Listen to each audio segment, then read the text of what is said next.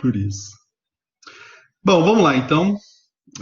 Estávamos falando então na aula passada, né, dos princípios do processo civil com relação à execução, com relação à atividade executiva, e hoje, então, vamos dar continuidade. Então, nós falamos do devido processo legal, que afirma a ideia de que ninguém será privado de seus bens e de sua liberdade, sem o respeito ao devido processo legal.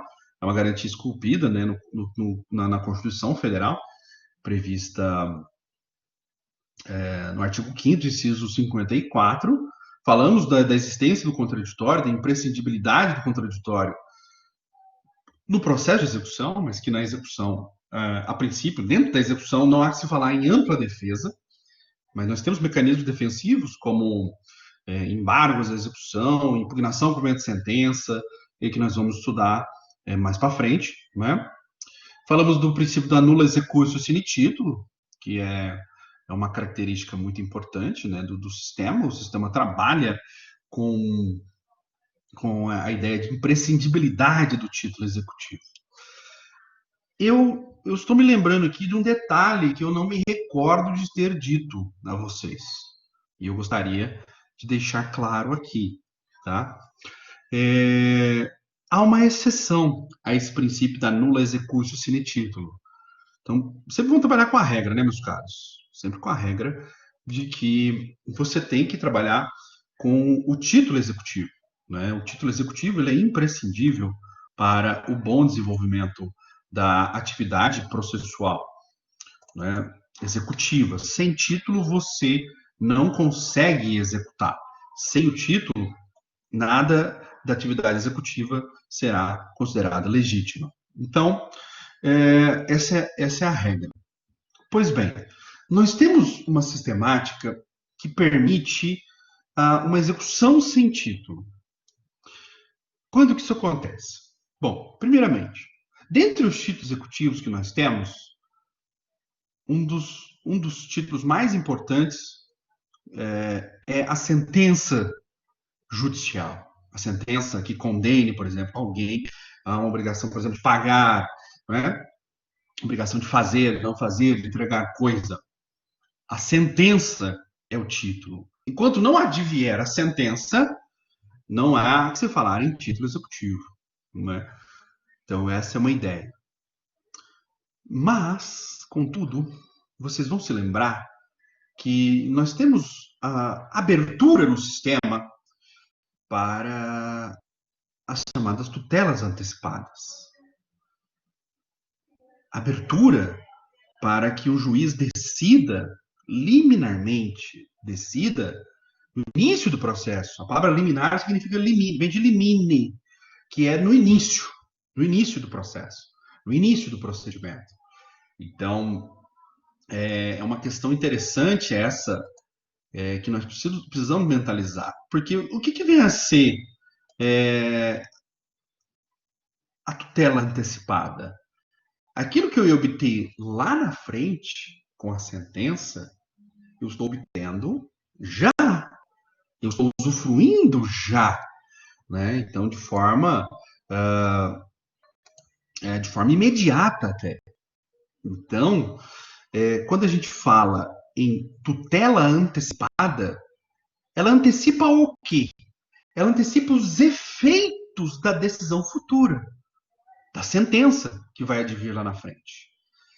Então, se eu consigo uma tutela antecipada, determinando que a parte contrária pague alimentos, ou determinando que forneça medicamento, ou obrigação de fazer, que proceda uma intervenção cirúrgica, que o plano de saúde banque uma intervenção cirúrgica. Obrigação de não fazer, que você não construa, né, um McDonald's aqui na cidade, que a cidade não tem ainda 400 mil habitantes para suportar um outro McDonald's. Enfim. Quando isso acontece, quando nós estamos diante de uma tutela antecipada, então aquilo que ia ser usufruído lá na frente, nós podemos usufruir já. Para que isso aconteça, para que você usufrua já, o juiz ele precisa se valer de medidas executivas. Medidas executivas, como a multa, né, também chamada de astrentes, remoção de pessoas ou coisas, por exemplo, vamos remover os pedreiros, ou vamos remover os cimentos, senão ninguém constrói, né, sem esses elementos. Busca e apreensão, né? Vamos buscar e apreender os medicamentos, né? Emissão na posse, né? Se for bem imóvel. Então, nós temos no sistema da tutela antecipada, para que a tutela seja efetiva, nós precisamos de mecanismos executivos. Mecanismos executivos. Então, se afirma hoje que basta que você proponha uma ação e se você conseguir uma tutela antecipada, você já vai conseguir, com essa ação, usufruir do bem da vida que você só iria gozar ao fim do processo. Então, por que eu estou dizendo isso? Que percebam, olha só, eu vou compartilhar aqui com vocês um slide aqui que é interessante para vocês mentalizarem. Nada que vocês já não saibam, né? Mas podendo ajudar, mentalizar tanto melhor, né? Então, olha só, apareceu aí, né? Então, olha só que interessante. Isso aqui é o procedimento comum. É o que nós estudamos lá no terceiro período, no processo civil 1. Então, processo de conhecimento. Então, perceba, olha aqui onde está a petição inicial. É o início do procedimento, o procedimento é deflagrado por meio da propositura da ação, e a ação ela é instrumentalizada por meio da petição inicial, não é isso? Então, quando você consegue uma tutela antecipada, liminarmente, então é no início do processo, e você vai usufruir de todas as benesses dessa tutela antecipada a partir do início. Por isso chama de liminar, in limine, no início do procedimento. Então, aquilo que é a vir só lá na frente com a sentença, olha o tanto de fases que nós temos que passar, né? Tem que ter a citação, audiência de mediação e conciliação, abrir para defesa, providências preliminares, né? Que vai haver o saneamento do processo, fase probatória, e só então de acabar com tudo isso é que nós vamos ter a sentença, né? Isso leva tempo, leva anos para chegar na sentença, que também é chamada de fase decisória. Vou pôr aqui um outro esquema para vocês mentalizarem, dividido por fases, né?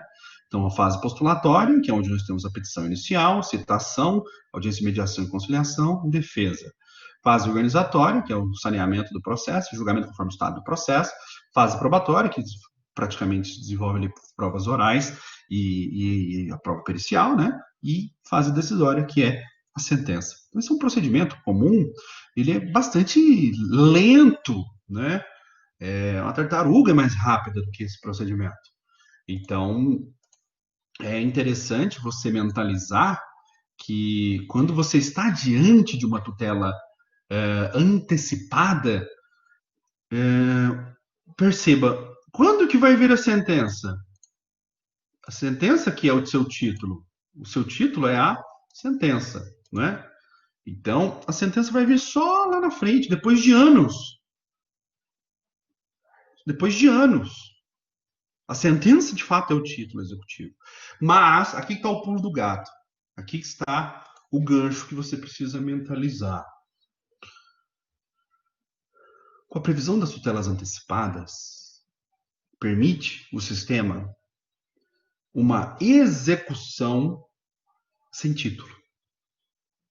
Execução sem título. Porque o título vai ser a sentença que vai vir só lá na frente. Mas, como a tutela antecipada, ela antecipa o quê? Ela antecipa os efeitos da sentença. E um dos efeitos da sentença é, obviamente, fazer com que ela seja efetivada, o comando ali contido seja efetivado. Então, meus caros, voltando aqui para a execução. Regra. Só podemos executar se tivermos diante de um título executivo. Nos casos envolvendo tutelas antecipadas, e as tutelas antecipadas trabalham com juízo de probabilidade. Probabilidade. O que é provável. Então, você tem que convencer o juiz de que aquilo que você está dizendo é verossímil, é provável. Por exemplo, eu estou com uma doença, eu estou com câncer, eu preciso fazer uma cirurgia e um tratamento e o plano de saúde está se recusando. Você vai pedir uma tutela antecipada. Como é que você demonstra esse juízo de probabilidade? Por meio do exame médico. Laudo médico falando, olha, ele está com neoplasia maligna, tal, né, no pâncreas, precisa do medicamento Temodal mais o Xeloda. Tá lá no laudo médico. Né? Eu estou te falando isso porque eu tenho casos que eram esses medicamentos. Né? Eu decorei. Então, o laudo médico que vai trazer para vocês a probabilidade, o juiz de probabilidade. O juiz não tem condições de falar se aquilo é ou não é. Né? E só vai ser demonstrado de fato lá na frente, na fase probatória, como eu mostrei para vocês, em que se realiza a perícia médica. O outro requisito da tutela antecipada, para relembrá-los, é o perigo de dano irreparável, difícil reparação. Então, você conseguindo demonstrar que aquilo que você está alegando é provável, você conseguindo demonstrar que você está diante de uma situação emergencial, que há um perigo de dano irreparável, de separação. Não importa a modalidade obrigacional, se é um fazer ou não fazer, um entregar coisa ou obrigação de pagar. Você provando a urgência e o que você está dizendo é provável, você preenche o que a gente chama de suporte fático da antecipação de tutela, da tutela antecipada. E você conseguindo uma tutela antecipada, o juiz chegando e falando para vocês, olha, pague os alimentos, R$ 2.000 por mês, 20% dos rendimentos líquidos. Essa decisão é autoexecutável. O devedor, o réu, ele é citado, se for uma inaudita outra parte, né, antes de ouvir a parte contrária, ele é citado para se defender e é intimado para cumprir. Nesse caso do medicamento, entrega de coisa. Que coisa? O medicamento. O juiz deferindo a tutela antecipada, porque há uma probabilidade, há um perigo de dano, que é câncer, né? Óbvio. Então, a parte contrária, por exemplo, plano de saúde, vai ser citado para se defender, intimado para cumprir a decisão, entregue os medicamentos, ou faça o tratamento, banque o tratamento, porque essa sua cláusula restritiva é abusiva. Então, meus caros, esses exemplos que eu estou trazendo para vocês são aberturas que o sistema traz para que se decida com a base da urgência e, assim decidindo, essa decisão ela é autoexecutável. Ela contém um comando, entregue a coisa, faça, deixe de fazer, pague e um comando para dar efetividade. E esse comando para dar efetividade, sob pena de multa, sob pena de busca e apreensão, sob pena de crime de desobediência, né? São os comandos. É nosso próximo tema, nós vamos falar dos mecanismos executivos. Então, como ela é dotada desses comandos, decisão executiva. Então, que tem comando executivo, é uma decisão executável. Então, alguns chamam de executiva lato sensu. Tá? Olhem só, interessante. Então, nós temos a regra. Para se deflagrar um processo de execução, tem que ter título. Regra. É o que eu falei na aula passada. Exceção. É possível uma execução sem título. Quando? Nos casos de tutela antecipada. Ok? Então, a tutela antecipada é uma abertura no sistema para que seja possível uma execução sem título ainda. Porque o título vai vir só lá na frente, que é a sentença. Ok? Só que vocês já sabem, não custa relembrá-los, que caso essa decisão interlocutória, essa tutela antecipada, seja revogada, né, porque elas são revogáveis a qualquer tempo, são decisões instáveis. que geralmente é baseado só no que o autor está dizendo, não, não está sendo não está sendo desenvolvido ainda o contraditório pleno, né? A ampla defesa ainda não foi desenvolvida. Mas então, se perceber depois que induziu a erro ou que o direito não assiste ao autor, e se esse autor que conseguiu uma tutela antecipada causar danos ao réu, ou seja, fez um uso indevido da, da tutela antecipada, então, caso isso aconteça, nós teremos a regra da responsabilização objetiva do autor, né, que pediu uma tutela antecipada de forma abusiva, de forma indevida. Então, é o efeito colateral, como se fosse um efeito colateral. Né? Você tem o direito de tutela antecipada, tem o direito de executar o comando ali, se você conseguir, ok. Mas se for revogado, saiba que você vai ser responsabilizado. E a responsabilidade é objetiva. O que significa a objetiva? Significa que independe de culpa, independe de dolo. Ah, mas eu não tive intenção de causar esse prejuízo. Não importa. Não importa. Ok? Então, é bem interessante essa perspectiva, meus caros. Legal, Francisco. Valeu. Obrigado. Eu vou voltar, então, a compartilhar o slide sobre os princípios da execução, para a gente voltar a conversar. Tá bom? E acompanharam, meus caros? Eu estava comentando novamente, né, resgatando os conceitos da aula anterior, e eu falei aqui sobre o número 3, aqui de azul, né, nula executio sine título, ou seja, parte do pressuposto de que toda execução tem que ser amparada em título. Até citei vários exemplos, né, citei 2 exemplos grandes, né, na aula passada, e do cara que juntou o Xerox, lembram? Ou do outro lá que não tinha um título líquido, né, não era quantificável, né, então eu não tinha título.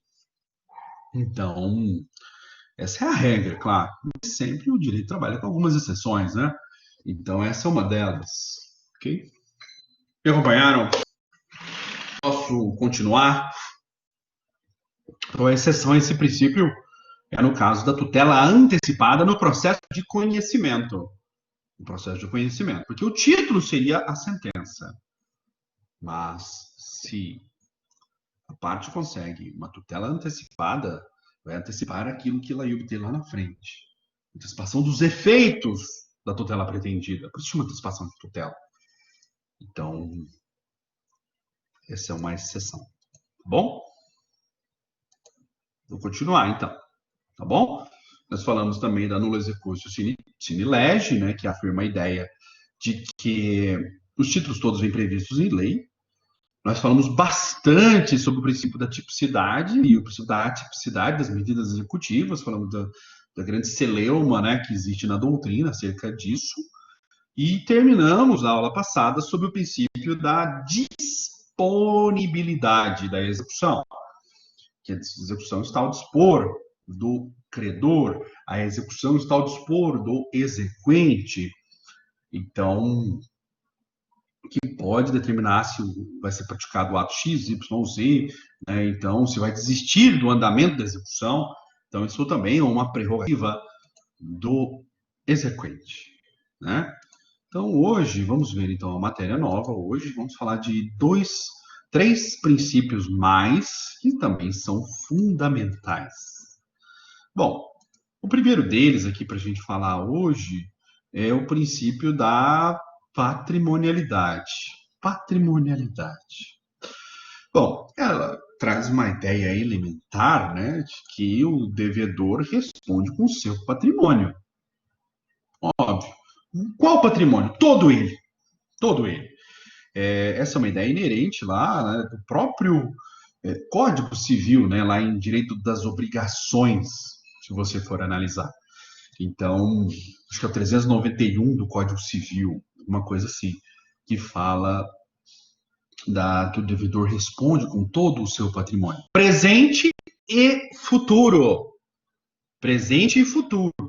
Então, essa é uma questão muito interessante e importante para você mentalizar que todo o patrimônio, não apenas o atual, mas o futuro. Então, às vezes, o cara não tem nada no nome dele nos tempos atuais, mas nós temos os prazos prescricionais, né? Enquanto estiver pendente do prazo prescricional, ele vai responder com seu patrimônio que for angariado no futuro. Então, mas percebam, tudo que é juridicamente protegido também é juridicamente limitado, né? A regra é, ok, responde com seu patrimônio, né? Com todos os seus bens presentes e futuros. No Código de Processo Civil está no 789. 789 do Código de Processo Civil. Então, acontece o seguinte: um dos debates mais interessantes dentro da execução é sobre os limites a esse princípio da patrimonialidade. A patrimonialidade ela é concretizada por meio da penhora. A penhora tem um efeito, um ato processual que visa concretizar este princípio da patrimonialidade. Esse princípio da patrimonialidade também é chamado de realidade. Realidade, ok? É um dos pontos aqui, então, para a gente investigar, justamente os limites, né? Os limites. E o sistema trabalha com a ideia de patrimônio mínimo. Mínimo. Qual é a ideia do patrimônio mínimo? Ou seja, nós temos que resguardar a dignidade do devedor. Nós podemos muito, mas não podemos tudo. O devedor responde com o seu patrimônio, exceto aqueles que a lei elenca como impenhoráveis. Vocês já ouviram falar de alguns deles, algum desses bens. O primeiro deles é o bem de família. Nós temos lá a Lei 8.009, de 1990, que fala que o bem da morada, o bem da família, onde a família reside, esse patrimônio, esse bem, ele é impenhorável. Ainda, nós temos o princípio da patrimonialidade também restringido no artigo 833. É um dos artigos mais importantes do sistema executivo. No artigo 833, que você vê falando que os bens que guarnecem a residência são impenhoráveis, exceto os de elevado valor. Por exemplo, você tem uma TV lá de 60 polegadas, você tem a outra de 40, e uma terceira lá no banheiro, por exemplo, aquela pequenininha, aquela de tubo grande, aquela é impenhorável. É de menor valor que é impenhorável. As de valores maiores, ou seja, aqueles bens que você tem duplicado, guarnece a sua residência, e que são duplicados, os de maior valor são penhoráveis e os de menor valor são impenhoráveis. Ok? Nós vamos ver isso, estou só comentando de passagem. Tudo que for fruto do seu trabalho, como remuneração, vencimentos, né? As pensões, aposentadorias, soldo, né? Então, são impenhoráveis a princípio. Claro que lá nós vamos ter exceções. Se for débitos alimentares, pensão alimentícia permite a penhora, inclusive, do salário. Pode chegar até 50% do salário da pessoa, né? Então, vamos ver isso também, porque tem muitos entendimentos jurisprudenciais, muitos entendimentos do STJ que acabam também manipulando os sentidos desta regra, do artigo 833. Né? ter uma outra exceção, que é quando exceder 50 salários mínimos. Quem é que ganha aqui 50 salários mínimos, né? Para falar o seguinte, olha, acima disso é livremente penhorável, livremente penhorável. Abaixo disso é impenhorável, a não ser que seja débito alimentar. É isso que diz a lei, né? A lei. E ali só fala isso. O problema é que nós vamos ver na aula própria é que o STJ tem alargado esse âmbito de atuação. E a questão aqui que se coloca é a seguinte, meus caros.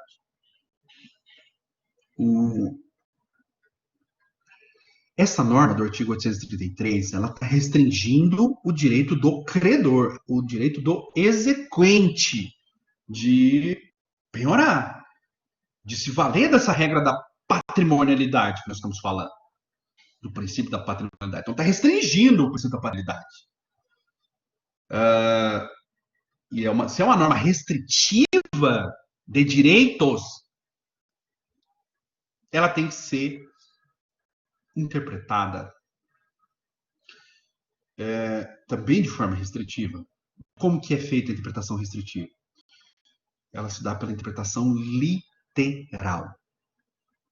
Então, quando você estiver diante de uma norma que restringe direitos, a interpretação a ser feita é a interpretação literal.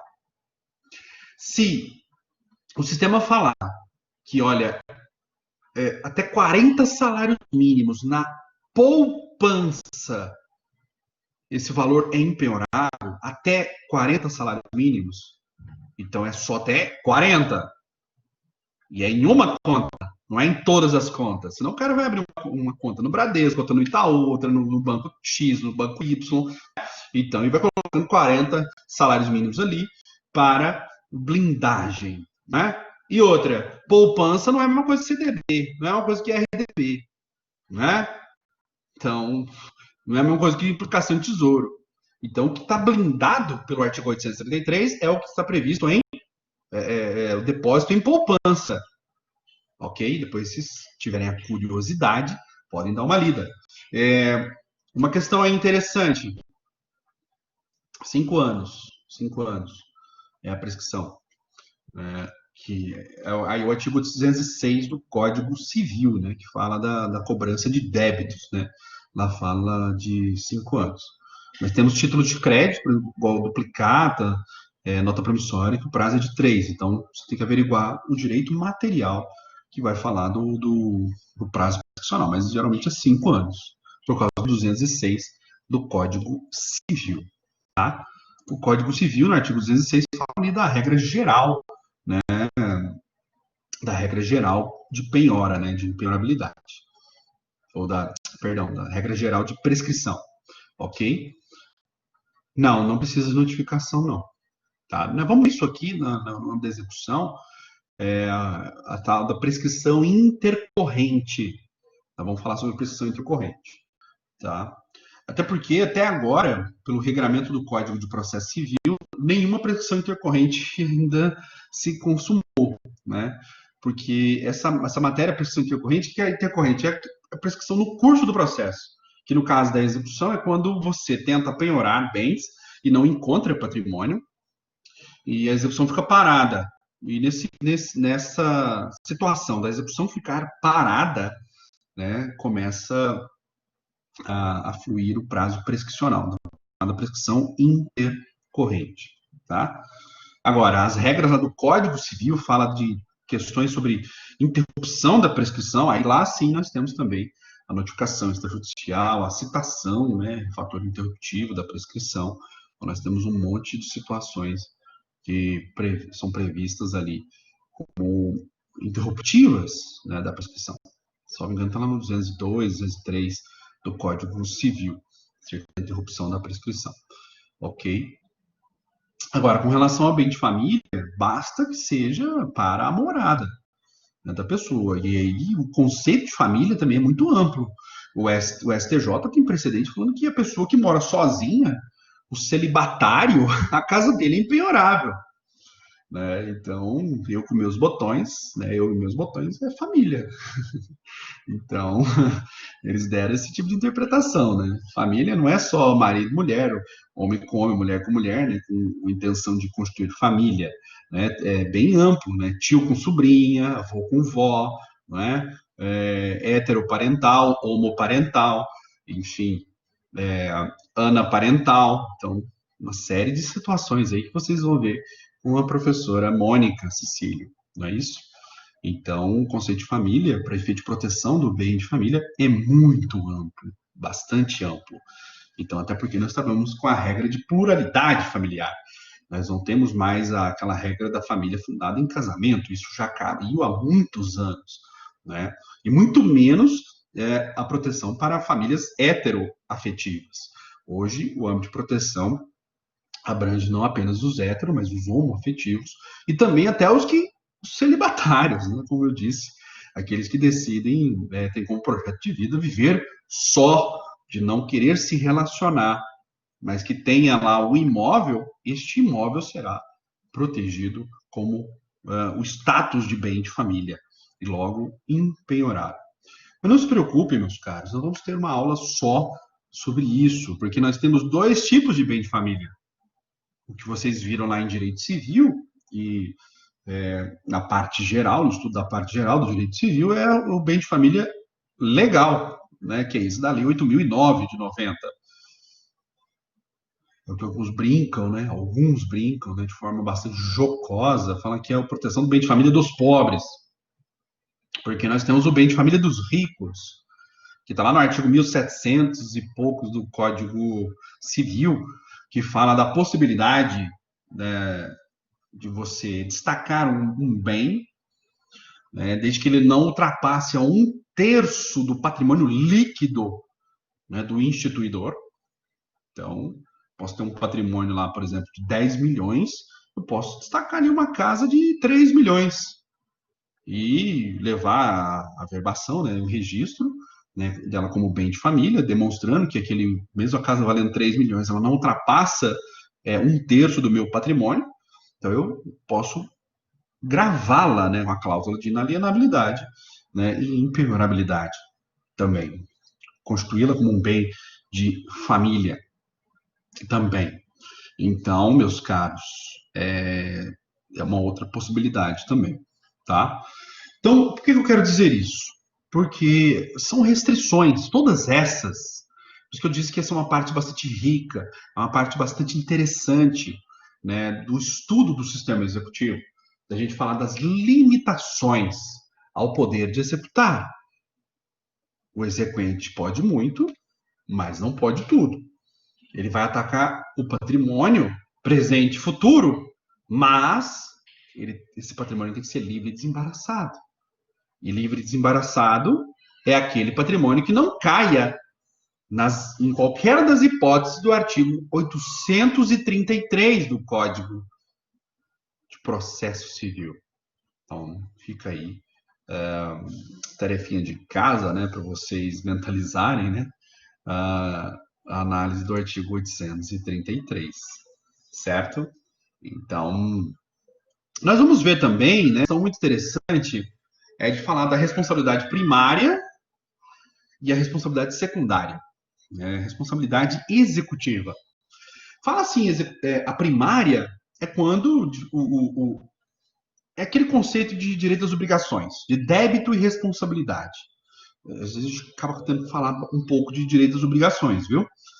Então, quando você vê lá no direito às obrigações, o devedor propriamente dito, né, ele é o devedor e é o responsável pelo pagamento daquela dívida.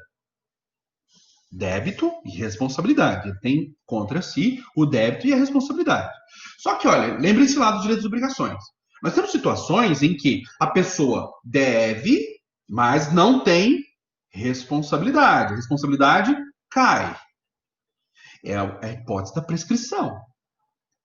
Quando fala essa dívida está prescrita, o débito subsiste, viu, meus caros? O débito sempre vai existir. O débito não morre. O que cai é aqui, ó. A responsabilidade é que cai. O devedor passa a não ter mais responsabilidade pelo pagamento dessa dívida. Então a gente chama de responsabilidade primária quando é o devedor propriamente dito, né? E ele é o responsável pelo adimplemento obrigacional. Seu patrimônio é responsável pelo pagamento. Eu tenho até um esquema aqui, eu vou ver se eu compartilho ele aqui com vocês, do meu livro.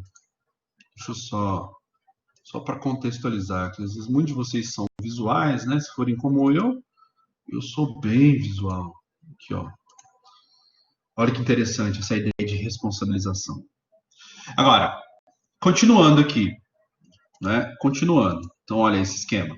Responsabilidade, ela pode ser primária ou secundária. Primária, então, é o devedor propriamente dito, em que a dívida está no nome dele, né? Ele é o devedor e ele é o responsável. Então, a execução deve recair sobre o seu patrimônio. O seu patrimônio. Agora, a questão que se coloca é aqui, com relação à responsabilidade secundária. A responsabilidade secundária se dá, e nós vamos estudar isso, os casos tratados no Código de Processo Civil, em que a pessoa ela não deve, mas ela é responsável pelo pagamento daquela dívida. Vocês já devem ter ouvido falar, né? O exemplo clássico é o fiador, né? O fiador ele não deve. Ele não deve, mas ele é responsável pelo pagamento da dívida, caso o devedor originário não faça. Aliás, voltando ali ao que nós estávamos falando, né, sobre a questão do bem de família, é uma das hipóteses, uma das exceções em que o bem de família pode ser penhorado, que é no caso do fiador, né, em contrato de aluguel. Um assunto extremamente polêmico, já foi e voltou umas 200 vezes nos tribunais superiores. Porque se eu sou fiador, um contrato de aluguel, e aquele locatário não paga o aluguel, o locador poderá vir em cima de mim, o fiador. E aí, se eu tiver só um bem de família, só a minha casa aqui onde eu moro, não é?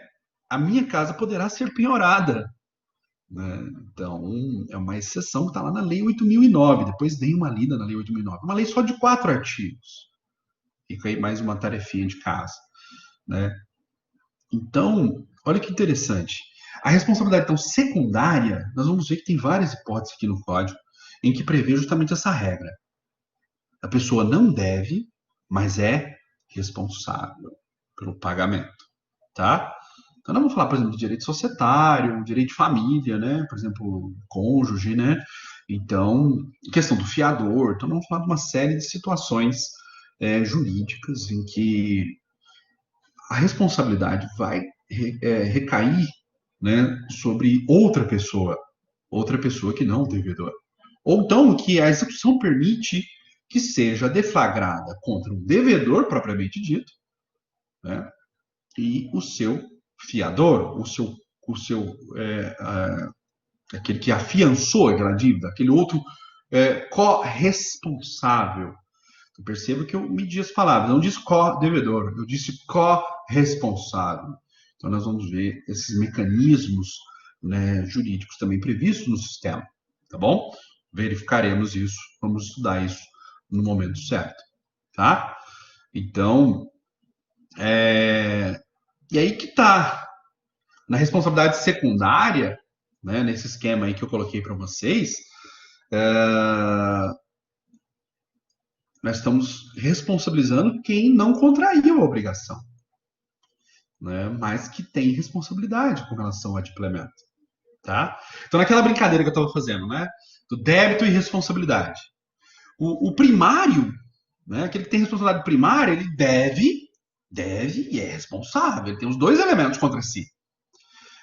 Se a dívida está prescrita, como eu disse, cai a responsabilidade, mas a dívida subsiste. Tanto é que, se a pessoa vai lá, o devedor vai lá e paga uma dívida prescrita, ele não pode pedir a repetição de débito.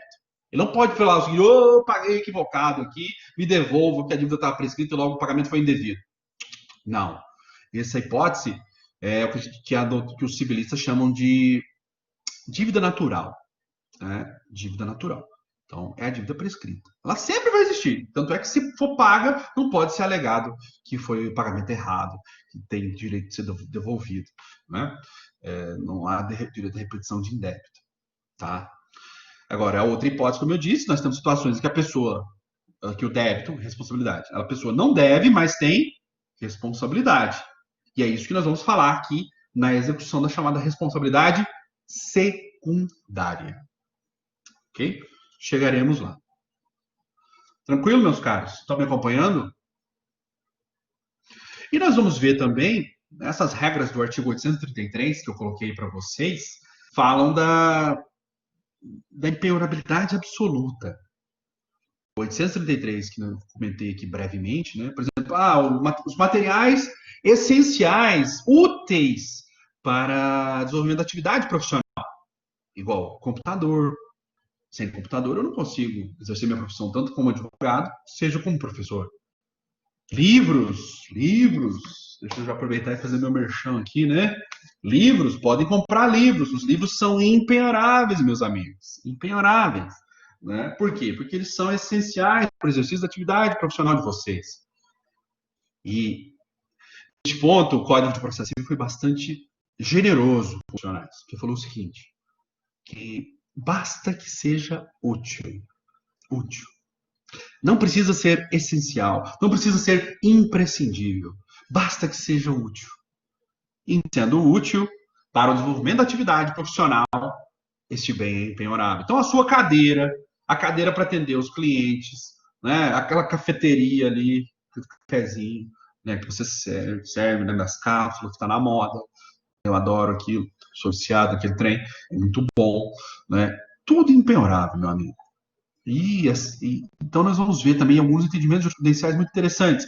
Só para te adiantar, uma questão que eu acho muito curiosa envolvendo advogados, né? Que é a seguinte, olha, tudo que guarnece o escritório, os móveis do escritório, são impenhoráveis, segundo o STJ. Até aí, ok, né? Tá coerente com o que eu acabei de dizer, né? É útil, né? Então, tudo que está ali, né? Até onde guarda os ficheiros, né? Físicos, né? Então, tudo impenhorável.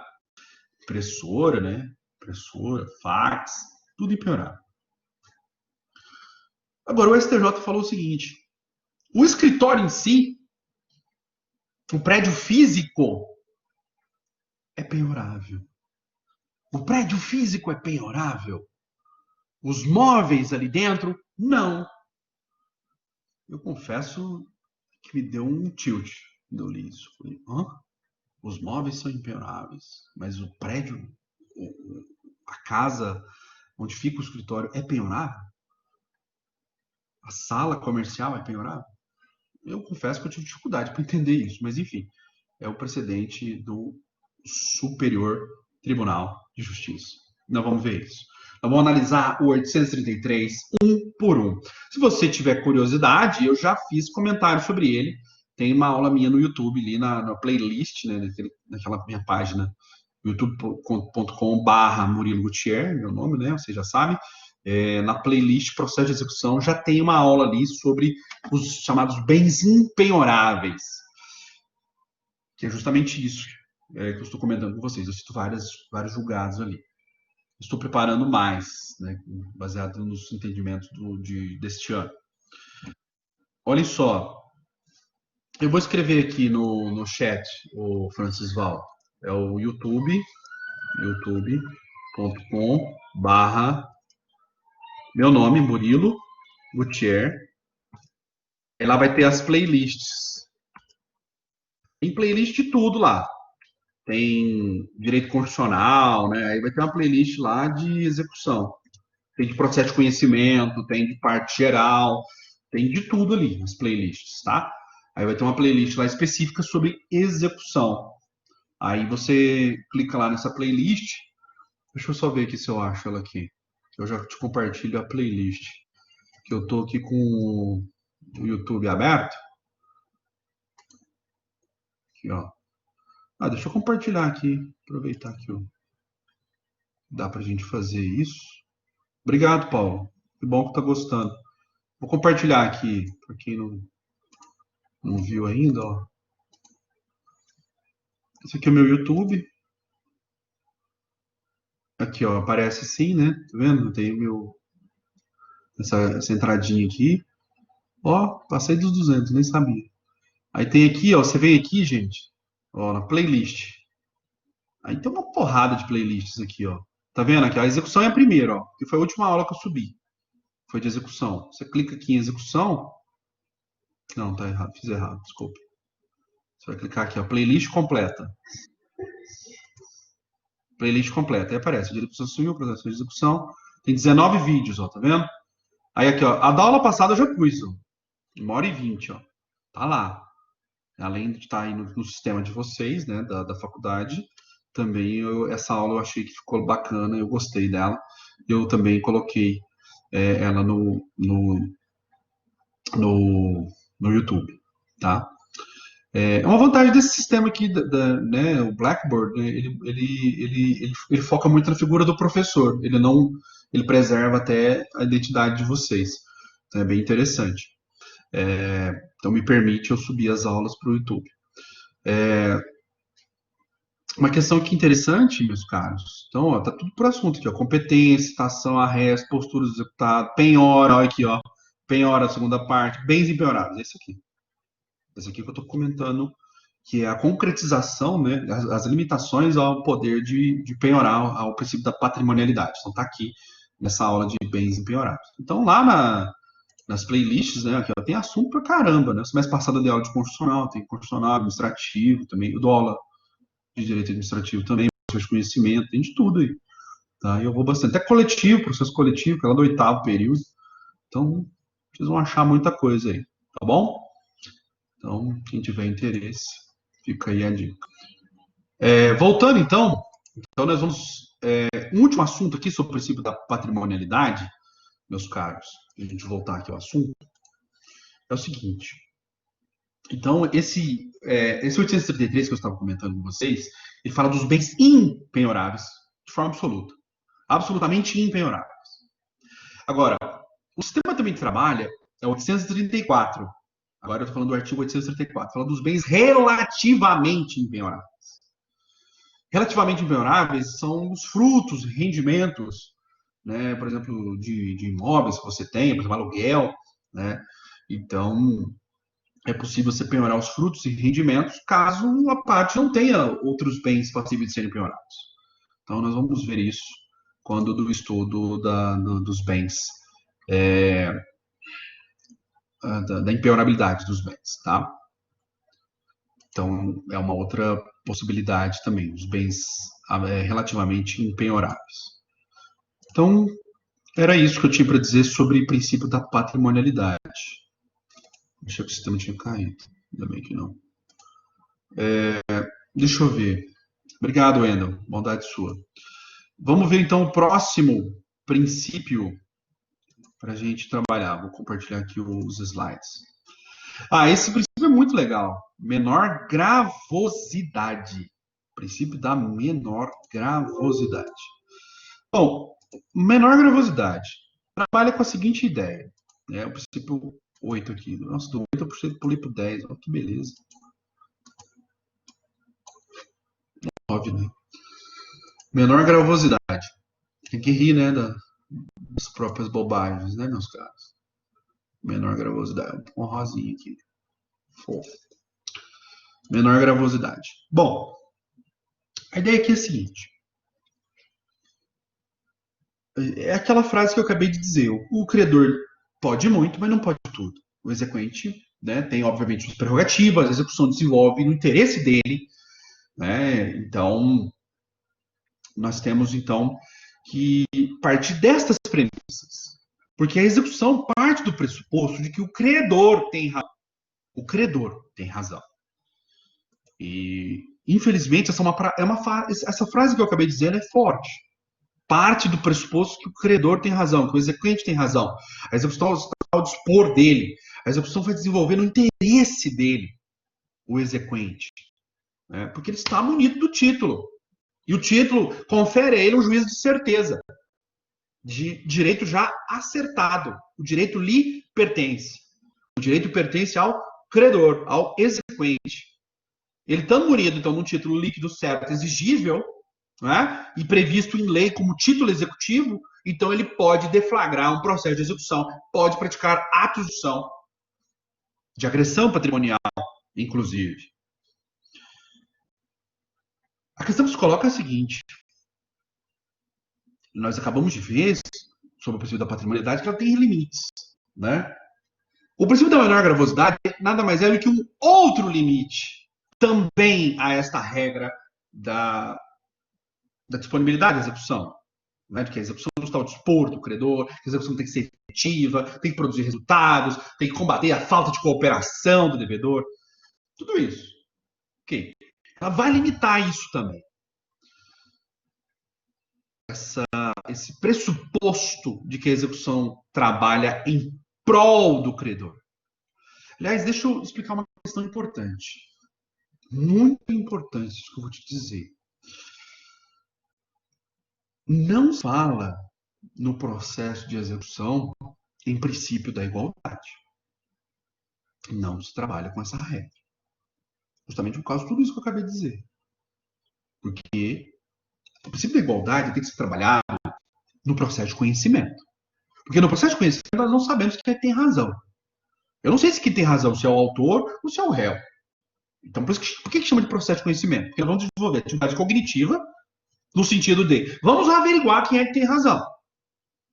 Como que nós vamos fazer isso? Alegações do autor na petição inicial. Alegações do réu na sua defesa. Vamos desenvolver atividade probatória para ver quem melhor demonstra aquilo que foi alegado. Produzir as provas? Todos. Ok, perfeito. Vamos para a decisão. Na decisão, nós vamos ver quem é que tem razão. Então, percebam, enquanto nós tivermos um processo de conhecimento para saber quem é que tem razão ou não, aí sim nós temos que aplicar o princípio da paridade de armas. Conferir uma prerrogativa para o réu, tem que conferir para o autor. Conferir uma prerrogativa para o autor, tem que conferir para o réu. O juiz manter equidistante, imparcial, todas aquelas garantias que nós vemos. Ok? Agora, aqui na execução, não. Infelizmente, não. Aqui na execução, você já tem um direito acertado. Você já tem um direito que já foi reconhecido por sentença. Às vezes, uma sentença que levou anos para chegar. Foi esse procedimento todo que eu coloquei para vocês, que leva anos para se chegar até uma sentença. É uma fase recursal, que vai levar, sabe lá, mais quanto tempo. Né? Se o cara tiver capacidade de recorrer de um STJ, para um STF, vai levar mais outros anos. Sabe lá quantos? Imprevisível.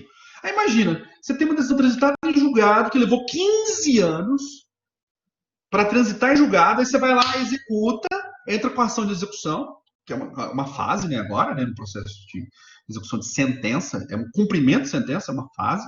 Nós temos a fase de conhecimento, fase recursal e depois a fase de execução. Então você levou 15 anos para chegar nessa fase de execução, e aí vem lá o devedor falando, opa, princípio da igualdade. Não tem princípio da igualdade. Por quê? Estamos partindo do pressuposto de que o direito assiste ao exequente. O direito assiste à parte tal. Já foi decidido isso, com ampla defesa e contraditório. É um processo legítimo. Se não fosse legítimo, que entra com a rescisória. Né? Ação rescisória. É o que recorra, né? Se estiver dentro do próprio processo. Então, na execução, como a pessoa, o credor, o exequente, está munido do título executivo, parte do pressuposto que ele tem razão. E partindo do pressuposto que ele tem razão, a execução vai se desenvolvendo em prol dele.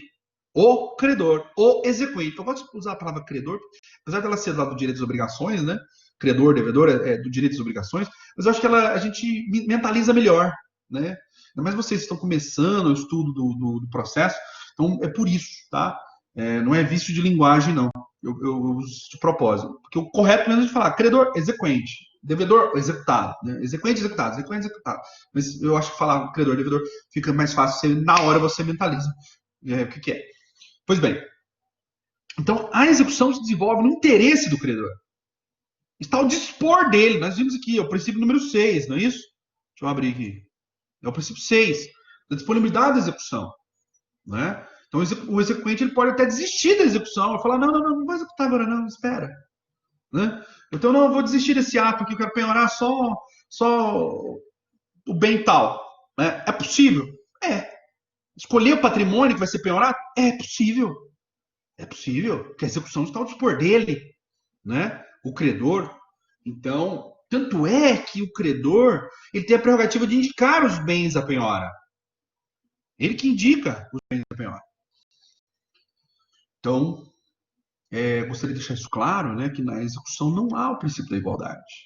Não há. Não há. Porque o credor, o exequente, está numa posição de proeminência, numa posição de soberania até, né? Que se ele que vai conduzir, né? Ele tem o domínio do fato, né? Vamos usar o direito penal, né? O linguajar do direito penal, ele tem o domínio do fato se a situação vai acontecer, como vai acontecer, né? Então, é interessante essa perspectiva. Pois bem, toda essa volta que eu dei, né? Para falar do princípio da menor gravosidade, também conhecido como menor onerosidade. Onerosidade. A ideia aqui é bastante simples. E é para limitar também esse superpoder do exequente, né? Essa super prerrogativa do exequente, essa preponderância dele. A menor gravosidade, também conhecida como menor onerosidade, afirma o seguinte: havendo duas ou mais possibilidades de atacar o patrimônio do devedor, de constranger o devedor a pagar, a cumprir com a sua obrigação, havendo opção, né, duas ou mais, né, formas, né, então, havendo opção, deve-se optar pela forma menos gravosa, que vai lhe causar menos prejuízo. Então, você tem que optar pela forma que vai causar menos prejuízo ao devedor, ao executado. Ok? Mas o que acontece na prática? O que na prática acontece? É o seguinte: o credor ele não sabe o que é mais gravoso ou menos gravoso. Né? Imagina, ele controlar no leque de patrimônio do devedor. Ele sabe, olha, viu, tem um terreno, tem um carro, tem uma casa. Né? Aí ele vai lá e indica bem a penhora, ele indica o terreno. Imagina que o terreno é bem localizado, né? É atrativo. Né? Ele vai lá e indica o terreno a penhora. Aí, sempre que ocorre uma penhora, o devedor tem que ser intimado, até como condição de validade, senão da nulidade da execução. Ele tem que ser intimado. Então, olha só. Quando ele for intimado da penhora, ele tem a prerrogativa de pedir a substituição do bem penhorado. Por exemplo, olha, ele penhorou esse terreno, mas eu preciso dele, eu vou edificar, eu vou construir, vou fazer o meu negócio ali, cada localização, então eu quero pedir a substituição do bem pela casa, uma outra casa que eu tenho, que tem um valor equivalente, ou um valor próximo do que é o débito da execução, então eu pedir a substituição. Para que ele faça esse pedido da substituição, ele tem que demonstrar duas coisas. Primeiro, para ele, devedor, é menos gravoso, vai causar menos prejuízo se essa trocar o terreno pela casa, vai ser para eles menos gravoso, tem que alegar isso. E também, aí está o ponto, para a execução não vai haver prejuízo. Não vai haver prejuízo. Né? Porque às vezes você vai lá, você troca lá um terreno por um carro amarelo, um Fiat Marea. Quem que vai comprar aquilo, meu amigo? Se lá no Fiat Maré pega fogo, né? O amarelo, então, meu amigo, você casa com o carro. Ninguém vai comprar aquilo. Né? Então, é, esse é um ponto, então. Né? Mas percebam, para que esse princípio entre em campo, para que esse princípio de fato incida a menor gravosidade, a menor onerosidade, é preciso ter opção, viu, meus caros? Tem que ter opção. Porque não, ele só tem o terreno. Não tem tu, vai tu mesmo, meu amigo. Só tem o terreno, é ele que vai. Para a penhora.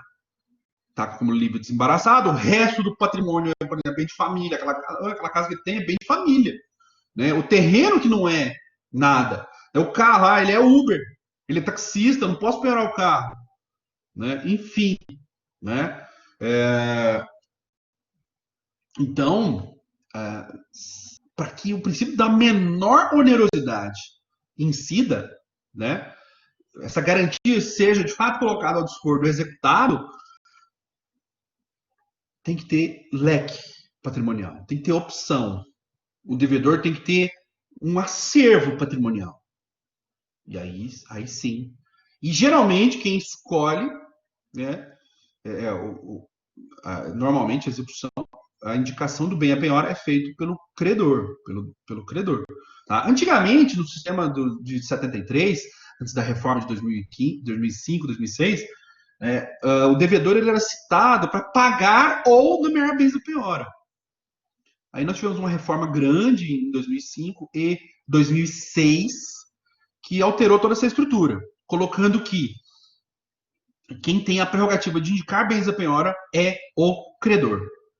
Então, como houve essa mudança, que o credor é que indica qual bem vai ser penhorado, aí o devedor então ele vai ter uma postura reativa. Penhorou meu carro. Não, esse carro aqui não pode, porque eu sou Uber, eu preciso dele para trabalhar, né? Então, e demonstra ali que você é Uber, tem que provar. O ônus da prova é do devedor, tá? O ônus da prova, quando ele vai pedir para cancelar uma penhora, quando ele vai pedir para substituir um bem ser penhorado, o ônus da prova é dele, do devedor. Por quê? Porque parte do pressuposto que o credor tem razão, parte do pressuposto que todos os atos do credor são legítimos. Legítimos. Ah, mas piorou meu salário. Se você não falar nada, se piorar o seu salário e você não se manifestar no prazo de 5 dias, a penhora vai ser legítima. Ok? Fez coisa errada, o juiz mandou penhorar, fiz a penhora online do meu salário. Você tem que, no prazo legal, que é de 5 dias, pedir o cancelamento daquela penhora, alegando que o salário é empenhorado. Ok? Você não falou nada, quem cala, consente. Porque os atos do exequente são tidos como legítimos, a não ser que sejam questionados pelo devedor. E nós falamos isso na aula passada, meus caros. Nós falamos que a função do devedor, a função do executado, é uma função de controle da legalidade, controle da legitimidade dos atos. Então ele tem que reagir. O devedor ele tem que reagir. Se ele não reage, penhorou meu carro, eu não falei nada, não pedi substituição, aquele carro vai ser expropriado. Penhorou meu salário, eu não falei nada. O dinheiro que estava só bloqueado na conta, ele vai ser transferido. E o credor vai te agradecer, vai falar, valeu, fera. Obrigado por você não ter falado nada. Porque quando faz a penhora online, só faz um bloqueio. O dinheiro está lá na sua conta. O dinheiro te pertence, ele só está bloqueado. Como é que agora vai vir um novo PJE, né? Eu vou até estudar, vou marcar uma aula só para a gente falar sobre o novo PJE, ver qual que é as mudanças. Vai ser agora em agosto. Eu ainda não me inteirei. Logo eu vou trazer essa novidade, como vai funcionar. Que hoje é assim, o dinheiro fica bloqueado e se você não falar nada, em 5 dias, o dinheiro é convertido em penhora e transferido para uma conta vinculada à execução que fica ao dispor do credor e o credor pode pedir um levantamento do dinheiro. Né? Acho que eles não podem fugir muito disso, porque isso é o próprio Código de Processo Civil que diz, né, sobre penhora online. Aliás, tem até, é o novo Você Injúria, isso mesmo. Bem lembrado, Daniel. No YouTube também tem uma aula sobre isso, tá? Se vocês tiverem já curiosidade, eu sei que esse tema é interessante, caso vocês queiram, já tem uma aula explicando sobre isso. Ok, meus caros? Entenderam? Então, fechando esse princípio. A menor onerosidade, uma prerrogativa, então, de que a execução tendo mais de um caminho a se desenvolver, mais de uma possibilidade, ela tem que se desenvolver de forma menos onerosa, menos gravosa para o devedor. Só que o devedor é que vai ter que provocar. O devedor é que vai ter que falar, olha, para mim é menos oneroso penhorar o carro do que penhorar o terreno. Para mim é menos oneroso penhorar a casa do que penhorar o carro. Então ele que vai dizer. Então eu não posso medir o outro com a minha régua. O credor não pode medir o devedor com a régua dele.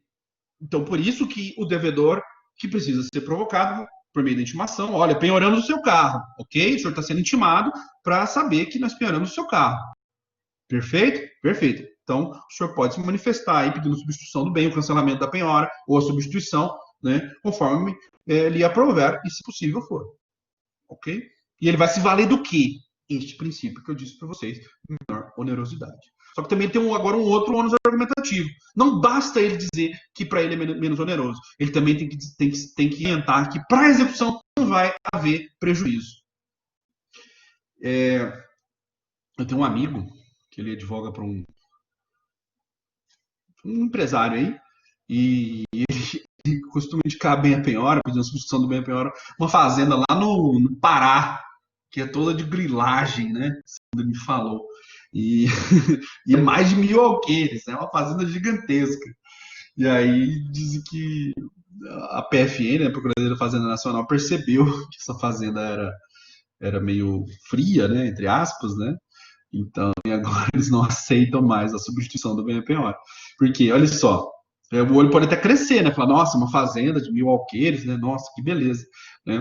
Mas ela está toda ocupada, né? Ela é toda inviável, né? Praticamente, economicamente. Então, vai causar prejuízo à execução. Né? Ele pede substituição do bem, né, por outro, né? Para ele menos oneroso. Ok, mas e a execução? Ela vai ser prejudicada ou não? Essa é uma pergunta que tem que ser feita. Então, o devedor ele tem esses dois ônus argumentativos. Ele vai pedir a substituição do bem à penhora. Ele tem que demonstrar que para ele é menos oneroso, esse princípio que nós estamos falando, menos gravoso, e também que não vai causar prejuízo para a execução. Por isso que eu cito esse exemplo do carro amarelo. Né? O carro amarelo é muito difícil de vender. Né? Bens, né, dependendo da localização, é muito difícil. Se for uma área da cidade que é extremamente violenta, né, ou que vai ser construído um viaduto, vai tornar aquele bem totalmente inviável, né? Então, são fatores que fazem com que isso desvalorize, ou que torne totalmente difícil a alienação daquele bem. Porque lembre-se, o devedor responde com o seu patrimônio e vai responder para quê que ele vai responder com o seu patrimônio? Porque esse patrimônio vai ser vendido, alienado, para transformar em dinheiro, para pagar os credores, para pagar os exequentes. Ok? Então é para isso. Agora, ele indicou um bem a penhora, vende, que é extremamente difícil o mercado dele, né? Então, é por isso que existem essas regras. Ok? Me acompanharam? Bom, vamos ver aqui então um último princípio, então, para a gente falar, que é o princípio da boa fé. Boa fé. Bom, eu acho que eu vou deixar isso para a próxima aula, porque eu tenho uma série de desdobramentos aqui para falar sobre isso. Por quê? Só para vocês mentalizarem aí, né? Eu vou falar a ideia de boa fé, que é a ideia de lealdade, de inspirar confiança, né? Que é a ideia elementar, mas nós temos um monte de desdobramentos aqui que eu preciso explicar, né? Só para você ver aí, eu vou precisar de tempo, ó, só para vocês verem. Nós vamos falar aí dessas ideias de boa fé, ideia de lealdade, tutela da confiança, dever de informar, proibição de comportamento contraditório. Tem um monte de exemplos aqui para tratar, supresso, rexo, e também tem um outro tema que eu quero tratar aqui, que é a da duty to mitigate the loss, né, que é uma outra, o dever de mitigação das próprias perdas. Duty to mitigate the loss, né, dever de mitigação das próprias perdas, dever de limitação das próprias perdas. Então, é um estudo decorrente da boa-fé objetiva que eu vou precisar de algum tempo para explicar para vocês, para trazer os precedentes do STJ e os exemplos. E também, para a gente concretizar isso, nós vamos falar também da ideia dos atos atentatórios de dignidade da justiça. Porque como nós estamos falando que a boa-fé é inerente ao dever de lealdade, e quando houver deslealdade por parte do executado, principalmente, né? Então aí nós vamos falar dos chamados atos atentatórios de dignidade da justiça, que não vamos falar, por exemplo, fraude à execução, oposição maliciosa à execução, dificuldade, no embaraço na realização da penhora, a resistência justificada a ordens judiciais, e que intimado não indica bens à penhora, né? Então, e as consequências disso. Também vou precisar falar, meus caros, da litigância de má-fé. Eu preciso contextualizar com relação à litigância de má-fé. Eu preciso contextualizar com o ato atentatório de dignidade da jurisdição lá do Código de Processo Civil, da parte geral. Porque esse esquema que eu pus aqui para vocês por último é o artigo 774, que fala dos atos atentatórios na execução.